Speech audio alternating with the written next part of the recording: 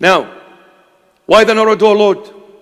So at the beginning it's sweet, but the moment you start living the word, you start saying, I have to change. I used to go clubbing before. No more, I'm going to church. I used to swear and use all the foul languages under the sun. No more, I'll start praising the Lord and thanking God for everything He's given me. And I'm going to start blessing people instead of before cursing them. I will not mix with the wrong crowd no more. I will mix with the people that belong to the family of Christ. Today, I'm beginning afresh. Today, I'm having a new family. When you begin living the word, oh my goodness, all hell breaks loose. You will receive the biggest shock of your life, and you would think, by coming to the Lord, He's going to fix everything for you. But fixing it for you, it is the way you think about it, not the way God knows about it and sees. You see, that's where we go wrong and start blaming God. Why are you allowing all this to happen to me? All I did, I said, Lord, I want to follow you. What kind of a sin is that? What kind of a crime is that? I wanted to follow Jesus. Look what happened. Before people loved me, now they hate me. Before they befriended me, now they don't want to hear my voice nor see my face.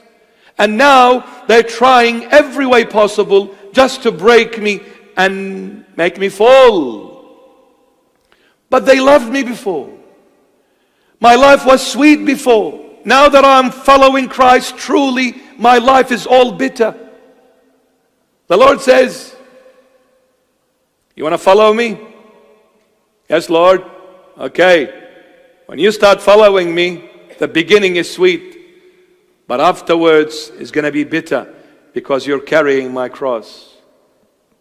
Are you willing, my child? Are you willing? The Lord calls everyone through the narrow door. He will never call you through the wider gate. Never. The Lord will always call you through the narrow door. And the Lord said, the wider gate, the path is very wide, and many people go through that door, that gate, but that path leads to destruction. But blessed is he who finds the narrow door, because they are only few. But those who find the narrow door, the path is very narrow. Narrow means you're going to suffer.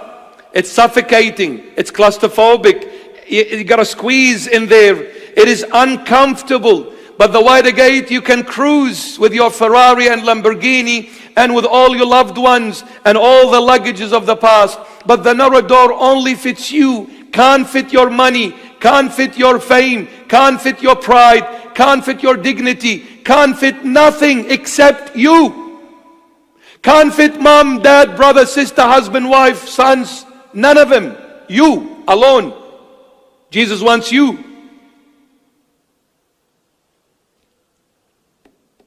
I'm not saying don't love mom and dad, but don't ever love them more than Christ.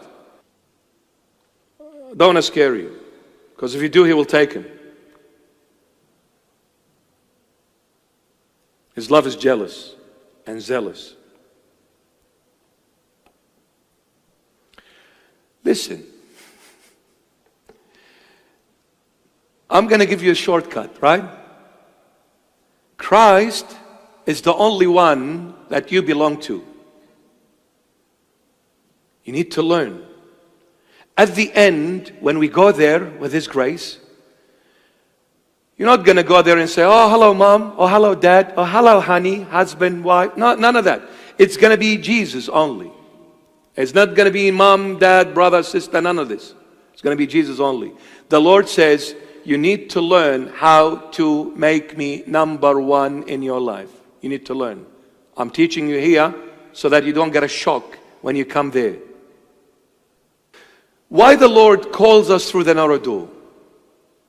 Why, Lord, you choose a way for me to suffer? You are God. you created me on the basis of love. Why don't you give me a luxurious life? Why don't you give me a peaceful life, an easygoing life? Why the narrow door? For your sake, you are being God. Since you're God, for your sake, God, why the narrow door? He says, my child, I want you to learn one of the greatest lessons of life. There are so many great lessons. One of the greatest.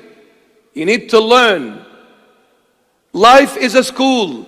We come here to learn, my beloveds, about the Creator. That was the very purpose. We need to get to know Him. Why He made me. Why He brought me to existence. We need to learn, my beloved, one of the greatest lessons we need to learn is called trust.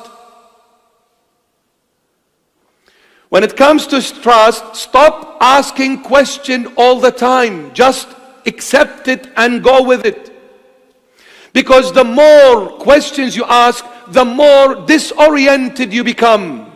You will never be able to make a decision. You will never be able to have peace in your life. For as long as you're using your head, there is no peace. Give it away. Let Christ take over. Trust in Him, even if you understand absolutely nothing. Trust Him.